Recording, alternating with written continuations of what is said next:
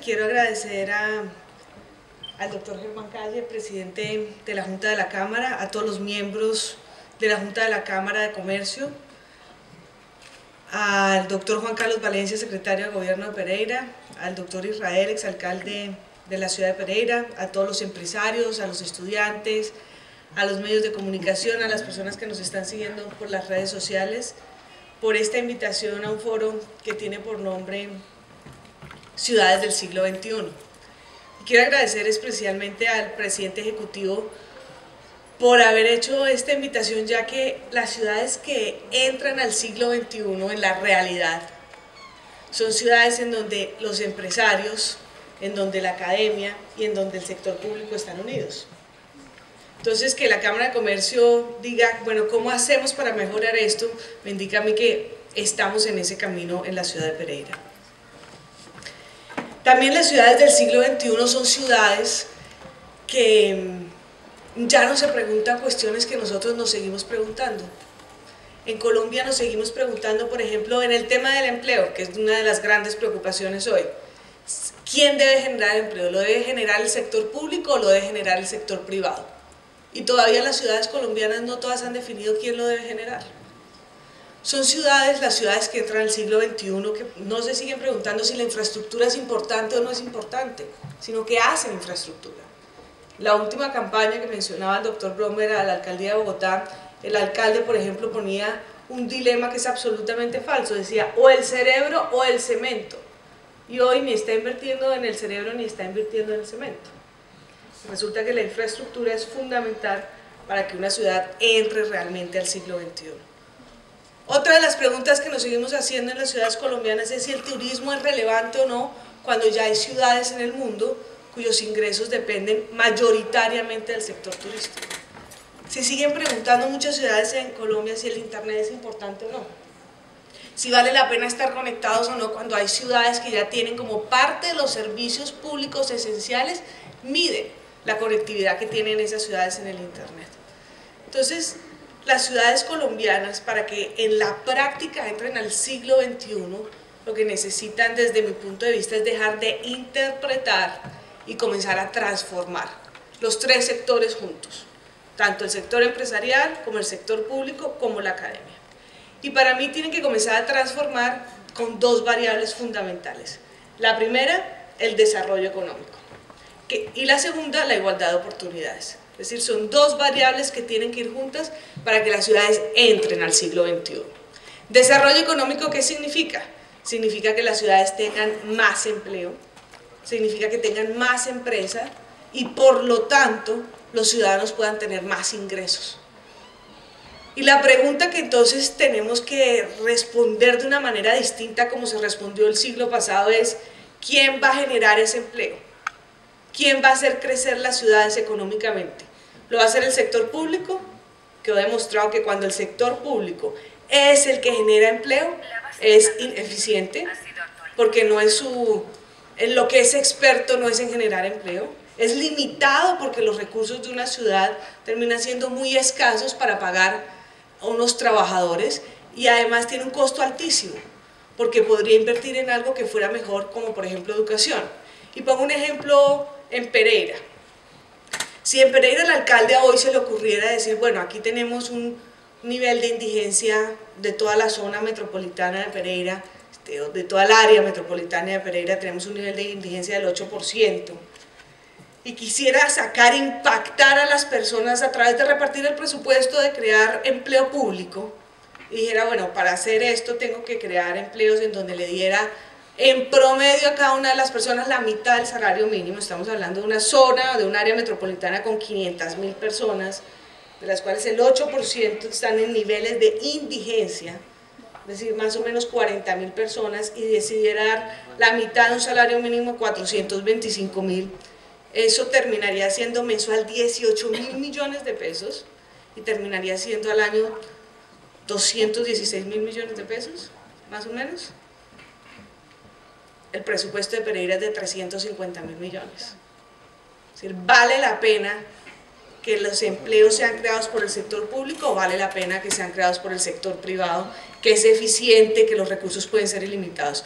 Y así es como se tiene que resolver esa pregunta del desarrollo económico. Es el sector privado el encargado de crear el empleo, el desarrollo económico, el trabajo y por tanto el ingreso de los ciudadanos, y no el sector público, que es ineficiente y que tiene un costo muy alto.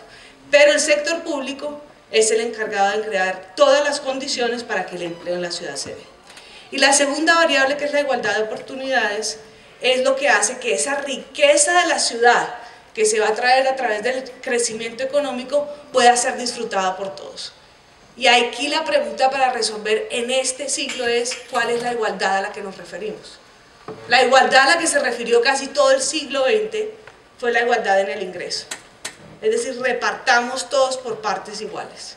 Y ya vimos cómo el comunismo resultó ser un fracaso en esos términos, entre otras porque se crearon mafias o personas que decidieron aprovecharse y nunca hubo esa igualdad de ingresos que tanto se deseó en el siglo XX. Por lo tanto, la reevaluación de esta teoría es: si la igualdad de ingresos no funcionó, ¿cómo hacemos para que todos seamos prósperos en términos igualitarios? Y la respuesta es: a través de la igualdad de oportunidades. ¿Qué significa esto? Que un niño no tenga el futuro asegurado según el lugar donde nace, sino que el niño pueda desarrollarse libremente de acuerdo a su competencia, de acuerdo a su disciplina, de acuerdo a lo que quiera hacer. Que no dependa del lugar de donde nace, que pueda ser físico, que pueda ser matemático, que pueda ser violinista. Hoy en Colombia, el futuro de un niño depende del lugar de donde nace y no de sus capacidades. Y es ahí donde la política pública tiene que entrar y cambiar esa situación. Hasta ahora, ¿qué he dicho? ¿Cuáles son las dos condiciones importantes para que una ciudad, en este caso específico Pereira, entre en la realidad al siglo XXI y no se quede resolviendo preguntas del siglo XX que ya han sido resueltas en la práctica? Pero como decía ahorita el doctor Paul Bromberg, nos hemos quedado mucho en el discurso, en el qué es importante. Ahora, ¿cómo lo vamos a hacer? Y ahí viene la segunda parte. ¿Cómo desarrollamos económicamente las ciudades? Pues lo primero es atraer empresas. Si resolvemos que es la empresa privada la que realmente debe generar empleo y que el sector público es ineficiente. Y para atraer empresas, lo que tiene que hacer la política pública es comenzar a generar unas condiciones claras en la ciudad que permitan que a un empresario le parezca una buena decisión en su vida venir a crear empleos en la ciudad de Pereira, por ejemplo. ¿Eso qué pasa? Pasa por muchas variables. Seguridad física, es decir, hay que disminuir el número de homicidios en la ciudad. Seguridad jurídica, es decir, que los contratos que se realicen con los particulares realmente se vayan a cumplir en la ciudad y no esté pasando lo que también mencionaba el doctor Bromberg, que es que cada rato tenemos casos judiciales porque finalmente hay desconfianza entre particulares y entre el Estado y los particulares. Ahorita, por ejemplo, en Bogotá, ¿qué está pasando? El alcalde ha señalado que hay que renegociar una serie de contratos que ya deberían estar implementándose y por lo tanto lo que está reinando es la inseguridad jurídica. ¿Qué pasa al final? Los inversionistas les da miedo entrar a Bogotá porque piensan que el Estado, en este caso el Distrito Capital, puede incumplir los contratos. Necesitan reformas tributarias. Pereira es una ciudad que se ha caracterizado por hacer reformas tributarias para atraer capital, para atraer empresas. Y en ese camino creo que están haciéndolo bastante bien. Y necesitan temas fundamentales para un empresario, como que la movilidad funcione en la ciudad, que sea atractiva para que sus familias puedan vivir en ella. El segundo elemento para el desarrollo económico de una ciudad es mirar qué es lo que tiene y mejorarlo. Toda esta zona se ha debido mucho tiempo al café. De hecho, el 73% de las exportaciones de Risaralda es café. Y ustedes hacen una balanza comercial que es con café y sin café. Y tienen además en la ciudad emprendedores que hoy están trabajando, pero lamentablemente, y no es el único caso en Colombia, la ciudad se ha construido a espaldas de los empresarios. Entonces los empresarios son emprendedores, quieren trabajar, pero desafortunadamente la política, la academia y los empresarios están de manera separada. Voy a poner dos ejemplos frente a lo que, en un análisis atrevido, pensaría yo que podrían ser unos sitios o unos sectores de desarrollo económico de la ciudad que podría convertirlo incluso a Pereira en polos de desarrollo económico en estos temas. Un primer tema en tecnología e innovación. Tecnología e innovación para exportar. Hoy la exportación de Risaralda en temas de servicios, que es lo que puede traer mucha riqueza a esta región, es del 1% en toda su balanza comercial, es decir, casi nada. Y lo que podría hacer con empresas o con asociaciones o aglomeraciones o clústeres como Parquesoft, que está en esta ciudad, en donde hay 200 emprendedores y más de 60 empresas, es aliarse para crear realmente un parque tecnológico en la ciudad, que permita que exporten servicios no solo como call centers, que hoy hay bastante en la ciudad, sino que pueda exportar servicios de tecnología que puede traer mayores ingresos a la ciudad. Y otro tema en lo que seguramente Risaralda se va a convertir como en un polo de desarrollo es el tema del turismo.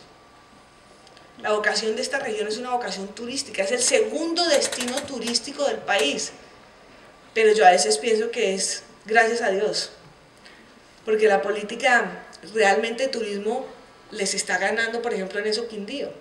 Es más fuerte, atrae más y está llegando mucho turismo de rebote a la ciudad. Entonces, la pregunta que nos podríamos hacer es ¿qué tipo de turismo queremos que sea el que llegue a la ciudad? ¿Queremos un turismo rebote porque Quindío atrajo turismo y entonces, bueno, ya que estamos acá, pasemos por acá? ¿Queremos un turismo ecológico propio de esta zona, que además ha sido declarado su paisaje patrimonio histórico de la humanidad? ¿O queremos además un turismo que nos traiga más ingreso y por lo tanto se convierta en un motor del crecimiento económico y social de la ciudad? Porque al crecer económicamente, crece socialmente. Y yo creo que la respuesta, me imagino que si hiciéramos aquí una encuesta, todo el mundo diría que lo que nos traiga más recursos. Pues para eso hay que crear los escenarios y las políticas públicas para que se hagan los congresos de Colombia aquí en Pereira y no en Medellín, por ejemplo. Y eso significa, por ejemplo, tener un centro de convenciones en la ciudad. Eso significa hacer políticas que diga, aquí puede estar usted en un congreso hoy y este fin de semana disfrutar del paisaje cafetero. Y yo creo que la ciudad con estos dos polos, con un parque tecnológico y con una ciudad que realmente se especialice en el servicio de congreso y en el turismo de congreso y en el turismo ecológico, pues tendría dos sectores que generarían mucho crecimiento económico, que al final, ¿qué va a impactar? El ingreso de todos los pereiranos. Porque el crecimiento económico al final lo que termina impactando es ese ingreso. Ahora, ¿cuál es el riesgo? Si el Estado no se mete ahí, que el ingreso termine en muy pocos. Y ese es el riesgo que siempre se va a correr cuando hay crecimiento económico, y por eso la segunda variable en importancia para mí, y no digo en importancia de que sea primero crecimiento económico y después igualdad de oportunidades, sino están así, crecimiento económico con igualdad de oportunidades, es esta, la igualdad de oportunidades.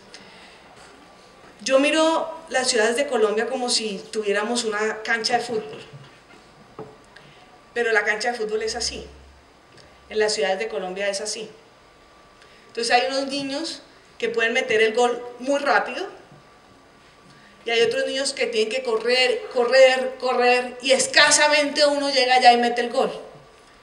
Lo que tiene que hacer la política pública es poner plana la cancha de fútbol. ¿Esto en qué se ve? En que los niños que nacen en familias ricas hablan inglés, después entonces pueden irse a estudiar afuera, hacer una maestría. En cambio, los niños que nacen en familias pobres, pues el destino está determinado por donde nace y no por sus capacidades. Y por eso la política pública tiene que entrar ahí, a decir, voy a ofrecer todo para que el niño pueda llegar hasta donde quiere. Y me voy a referir solo a una política pública que para mí es esencial en este tema, y es la educación. ¿Por qué la educación? Porque la educación va a terminar generando un impacto social gigantesco en el niño. El niño que pueda estudiar lo que él quiere libremente y de buena calidad va a llegar muy seguramente hasta donde quiere. Y porque yo creo que en una democracia la libertad y la ignorancia no van juntas. Son más libres las personas que realmente se pueden educar y se pueden formar, incluso para votar correctamente, honestamente consigo mismo. En el tema de educación, ¿cómo vemos las ciudades colombianas? Por ejemplo, en el tema de primera infancia, que es un tema esencial porque el cerebro de los niños se forma de los 0 a los 5 años. Casi que lo que se le entregue al niño en sus primeros años de vida es lo que va a reflejar al niño después. No hay cifras de cobertura en la mayoría de ciudades. ¿Eso qué nos indica? Que un tema primordial que cierra la brecha entre ricos y pobres no se tiene en cuenta. Por lo tanto, va a haber unos niños, los hijos de las familias ricas, que van a ser educados desde chiquitos sabiendo la diferencia entre lo dulce y lo salado, escuchando música, canciones, personas que hablan en inglés, viendo colores, despejando y formando totalmente su cerebro, y otros niños, es decir, la gran mayoría, en unos garajes en donde lo único que van a conocer es el color y el olor del cemento, porque ese es el cubrimiento que tenemos de la primera infancia en los hogares más pobres del país. El segundo elemento en el que tenemos que pensar para generar igualdad de oportunidades, y ahí tiene que estar lo público también, primaria y bachillerato. En el país, los 100 mejores colegios, de ellos solo hay 3 privados. El número 1 de colegio público en el escalafón colombiano, pereirano, es el número 1000. De los privados, en cambio, pues tenemos 3 en esos 100 primeros que son de Pereira, siempre privados. Entonces ahí lo que está pasando es que en la puerta del colegio público tenemos básicamente un aviso invisible que dice bienvenidos a la desigualdad. Y después en la puerta de la universidad pública, y usted me comprobará esto, lo que tenemos es un aviso que dice aquí solo entran los mejores. Y resulta que los mejores no son los que están saliendo de los colegios públicos, de los colegios municipales, de las escuelas, sino los que están saliendo de los colegios bilingües, de los mejores colegios del país. Y por eso estamos viendo este drama que se reflejaba en las manifestaciones de los movimientos estudiantiles el año pasado, y es no estamos pudiendo acceder a la educación pública superior. ¿Qué tenemos que hacer? Tenemos que mejorar la calidad porque ya la cobertura está en primaria y en bachillerato. Primero, acabar lo que hoy tenemos, que es doble jornada. La doble jornada en el país, ¿qué significa? Que los alumnos de una escuela pública estudian 5 horas, mientras que los de un colegio privado estudian 8 o 9, con posibilidad además de hacer más cosas, pues crea una gran brecha. Si ustedes preguntan a cualquiera de los ministros o a cualquiera de quienes ocupan cargos importantes hoy en el país si estudió 5 horas u 8 horas, ¿qué creemos que nos va a contestar? 8. Entonces, desde ahí estamos haciendo una desigualdad gigantesca en el país. La doble jornada nació como un decreto de emergencia del gobierno de Carlos Lleras de la Fuente, perdón, de Carlos Lleras Restrepo en el año 68, en donde dijo, como necesitamos meter más gente a los colegios, necesitamos doblar la jornada temporalmente y transitoriamente. ¿Qué hizo Colombia? Se quedó con eso permanentemente. Entonces, fundamental desmontar la doble jornada poco a poco. Y ahí necesitamos la ayuda del sector privado en emprendimiento educativo, que se meta a ayudarnos a desmontar la doble jornada. Necesitamos, mientras tanto, tener jornadas complementarias. Se hizo el examen que se hace internacionalmente para medir la educación de los colombianos. 62 países, quedamos en el número 56 o 58, de lo peorcito. Entonces tenemos que hacer jornadas complementarias en donde realmente haya un refuerzo en matemáticas y en lenguaje, que es en lo que peor estamos en el país. Y me imagino, doctor Orduz, que usted se referirá al PISA de lo que está pasando también en términos de tecnología, si somos o no somos capaces de leer en las redes. El tercer punto, bilingüismo. Una persona bilingüe en una ciudad con vocación turística gana el 50% más que una persona que no es bilingüe, y eso que yo creo que la no bilingüe en muchos casos no accede al cargo. El bilingüismo lo hemos aplazado por años en Colombia y nos llegó el TLC, que es con Estados Unidos, que habla otro idioma que se está convirtiendo en el idioma universal en el tema de negocios. ¿Dónde nos quedamos? ¿Y qué pasa? ¿Qué pasa con los gobernantes? Que como quieren ver o cortar la cinta en 3 o 4 años, no le meten a políticas que van a tener impacto en 20 años. El bilingüismo es una política que va a tener impacto en 20 años si se comienza hoy. Pero si no se comienza hoy, nunca vamos a ver el impacto.